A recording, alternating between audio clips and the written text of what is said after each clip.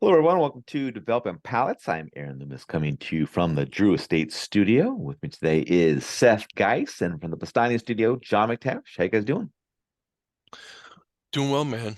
Doing all Ready to get my right. knuckles We're, sandwiched. we're knuckle sandwich. We're it's going into Thanksgiving, American Thanksgiving, Just call and it of course, Thanksgiving. Don't give me the American fucking Thanksgiving. The rest of the world doesn't even understand what you're saying when you say that, American man. Thanksgiving, and going into Black Friday football. So this isn't going to publish before then, but I'm going to make a prediction that the Dolphins are going to hang 50 points on the Jets on Black Friday. 50 points is the over under for me. Are Okay. you guys It's going playing to Black be Friday? yeah, it's going to be ugly, ugly. Where's the game at? Miami or It's got to be in Miami, I assume. I don't actually. I don't even know, but I assume it's in oof. Miami.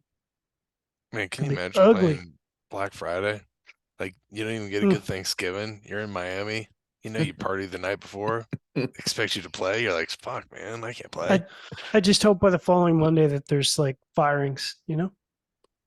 Why do you want to fire? Why does They're not going to everyone fire anybody until the offseason. who No, are Wow. they they're gonna not going to fire? fire anybody. You don't even have a quarterback. You have Sure we a do. more you Good have a old, good Mormon. You got a old, good good old Mormon old kid Tim Boyle. from Tim Idaho. Boyle. Tim Boyle. That doesn't inspire confidence. I don't know what does. All right. So today we are talking about the Espinosa Knuckle Sandwich 55. Cigar is a Robusto Extra 5.5 inch by 55. Comes out of the San Latano factory in Nicaragua.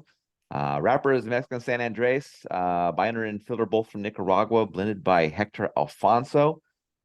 Price point is $15, and the cigar was released in February of 2023.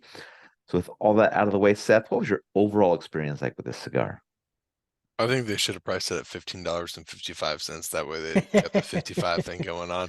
Um, I mean, listen, first third start out with dry earth, cocoa, nutty white pepper qualities, medium full strength and body, lots of wood and tobacco, a little bit drier, but a flavor profile that really it's a Hector flavor profile. It sticks to your palate. It lets you know it's there. Um, Second, third was nutty, earthy, cocoa, leather, peppery spices, still medium full.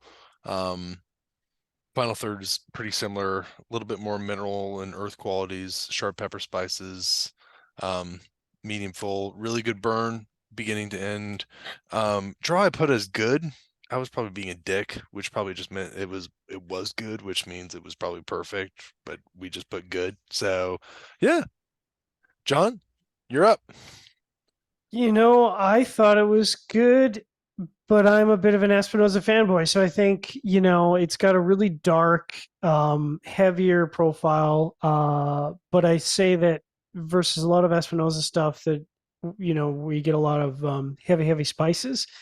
I'd say it's more chocolate and sweet forward than it is spice forward, which I appreciated. So, you know, we're going to be talking a lot about Mexican San Andre in 2024. And this is a good example of where it's used and done well, where the best character of it is brought forward with the chocolate and the sort of creaminess and just that really nice palate coating flavor. Um, and I thought that worked really well for the first two thirds. Last third was a little too earth forward for me. Still pleasant, but the earth kind of unsettled the balance that had been for the first two thirds. Burning construction were perfect. So yeah, this is a banger, and I was very happy to have the opportunity to smoke this. Yeah, for me, the cigar started with toasted oak, dark earth, and bold black pepper. Second third saw light meatiness join in, and the final third saw some light wood bitterness become present. Construction absolutely perfect for the one I smoked. I thought the cigar started well, had a bold flavor profile, but as the earth picked up and the black pepper kind of fell back, it became a bit average from the second third on. Um, the cigar's about on par with my experience with the Connecticut offering in the line, but I don't really see it as something that I'd return to with any frequency. It's not like you could buy these anymore or anything like that. You'll have to go for the future releases. They do a 56 next year or whatever, because it's a celebration for Guy Fieri's birthday. So I guess he turned 55 this year, so that's what that's for. So you probably can't get it anymore anyway. All right, let's get into the scores. We're gonna start at the top with John at 6.82. Seth gave it a 6.42. I gave it a 6.1. So, John, how that 6.82 match up for you? Yeah, it matches up well. I did think this, for me, anything in the high sixes, sevens is approaching, very good category, and that's, something where I'm like, okay, when I see these on the shelf, I'm going to buy these because this is way above the average good cigar that's out there. So that to me matches up quite well. All right, so that's 6.42. Yeah, no, listen, I enjoyed it. I think it's a fun size. To be honest with you, I'd love to have this in some different wrapper offerings. I know I'm usually one to complain about this, but let's throw Connecticut out here in this. Let's change this up. Let's give me something that I want on this. So yeah. Yeah, I mean, the 55 is not usually in my wheelhouse of what I want to smoke, but on this kind of like oval press, it works pretty well. So it doesn't feel like it's too big to smoke. My 6.1 matches up well, above average flavor profile, perfect obstruction. It's kind of right there on the fence of whether it was to be something I'd want to come back to or not. But again, price point's a bit high. It's something you can't really buy anymore anyway, so I'm not gonna fantasize about getting back to smoking this again anyway. So not one that's kind of on my list to try to track down. All right. Any final thoughts from you guys on this one? I appreciated. Sorry, go ahead. Go ahead. I was just gonna say the 5.5 by 55 was the original Cigar Cooper Busto, by the way. There you go. Oh, yeah. There you go. That's a little fun fact. It's not a fact, but we should start that as a Trivia. rumor. Say it is a Cigar rumor. trivia. Fun fact: the standard Cigar Cooper Busto is a 5.5 by 55, also called a knuckle. There you go. I appreciated that it was still in keeping with the knuckle sandwich core, but so often we smoke these, quote unquote limited or celebration cigars where it's like that doesn't fucking taste like the core line at all. And this, I was like, yes, okay, this tastes like a knuckle sandwich, just upscaled, just better. And I think that's that's done well when companies can put out cigars in that fashion. I'm very appreciative. What was the price point? We were joking about the price point. $15. Yeah, okay.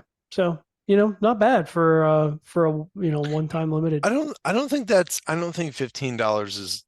I know that we just talked about a cigar where the cigar was around this price point, and I went off of this, $18.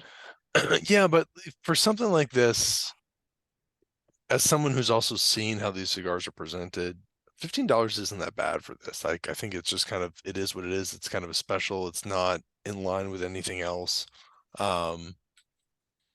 I get it, and I'm okay with it. Yeah. All right, wherever you catch this video, be sure to like and subscribe, but check out the full written review on the website, developingpalace.com. You can follow us on all the social media channels and catch all of our review recaps on podcasts, so iTunes, Google Play, and Podbean. Thank you for tuning in. We'll catch you on the next one. Cinco Cinco.